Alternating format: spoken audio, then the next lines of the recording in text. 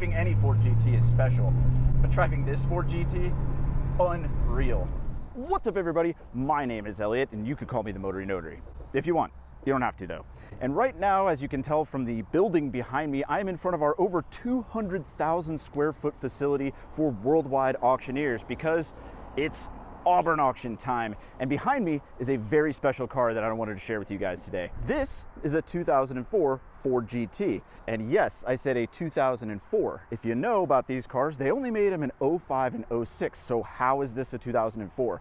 Well, this is a production prototype that escaped the normal fate of these cars. Normally, all pre-production cars get crushed. They usually don't have VINs, and they just test them, drive the crap out of them, and crush them. They're never sold to the public. But this one found its way. It has a VIN, it's been titled, it's been registered, and it has escaped the crusher of the Ford Motor Company. So it's a very, very cool car. They actually call this car CP4/007, which stands for Confirmation Prototype Number 4. And apparently they only built like 15 of these ever. I'll talk to you more about that as we go around the car. But let's take a look around this thing and see what makes it different. And then, believe it or not, Worldwide's actually gonna let me take this thing out on the street, and I'm gonna be able to drive a prototype GT. All right, let's take a look at this thing. So when you first look at the car, it really just looks like a plain Jane Ford GT. And I mean that in the fact that this car would look like it doesn't have any of the 4 options you can get on a GT. In fact, you rarely ever see them without stripes, but you know, I guess they wanted something as unassuming as they could for a prototype car. But as you look around, you start to see some things that most Ford GTs don't have on them. Like, I mean, you got a little 007 on there, a little piece of Velcro here. And as you walk around the back, everything's still looking pretty normal. And then you see this kind of worn out 696 sticker. Again, must have been some sort of factory thing because, you know, like I said, they're using this for testing. But other than that, it looks pretty normal. Like, I mean, it's a Ford GT, you know, just 1 year before they were made. And if you open up the front, which might be hard to do with one hand here.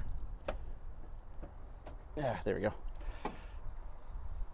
You can see in here, first of all, I took the little tray out, but all of the production engineers for the car have signed the under part of the hood. That's not something they have on every Ford GT. That's a prototype special right there. Let's check out some other things that differentiate it from a regular Ford GT. Let's pop the hood, for example. Under the hood, you see some differences. Of course, you still have that 550 horsepower supercharged V8, which looks awesome. But things you don't get on the production Ford GT are this black supercharger and black valve covers. On the production cars, this is silver and this is that Ford Racing blue. But the big thing you don't get on the production cars is the clamshell of this hood. Take a look at this. The whole thing is carbon fiber. No production Ford GT has a carbon fiber clamshell like this. And the reason they didn't do it, they were thinking about offering it as an option, but it would have made the car too expensive. Believe it or not, just this would have added $45,000 to the cost of an already very expensive car. But it's really, really cool to see and touch and be around. Let's check out the interior real quick. Moving on to the inside of the prototype GT, it looks almost like a factory car in here, other than there's some Velcro for where they attached instrumentation, and for some reason they went with no emblem on the steering wheel.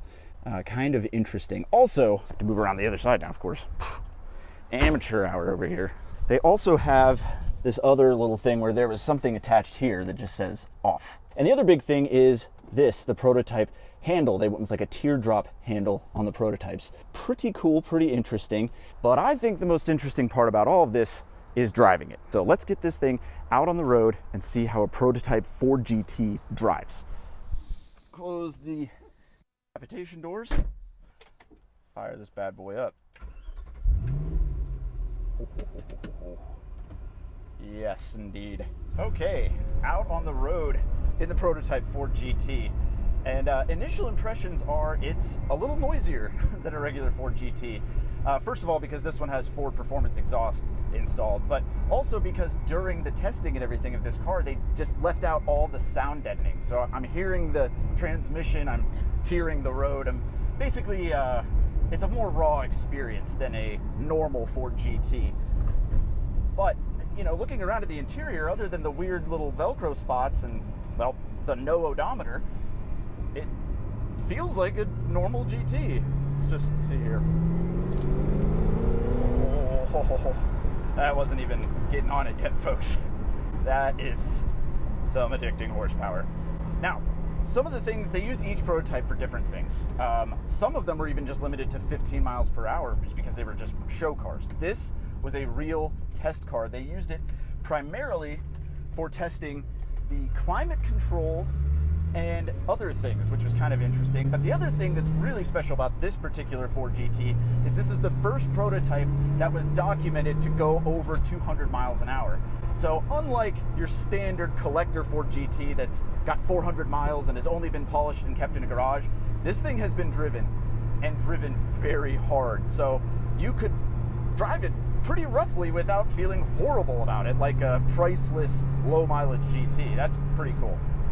Man, being out on the road, no one even knows how special this is. Like, I'm literally in a priceless prototype car. And I mean, I guess it does look like a supercar already, but they have no idea how special this one is.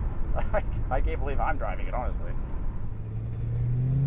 All right, speaking of driving it hard, let's hear a little bit of that Ford Performance exhaust for a second here.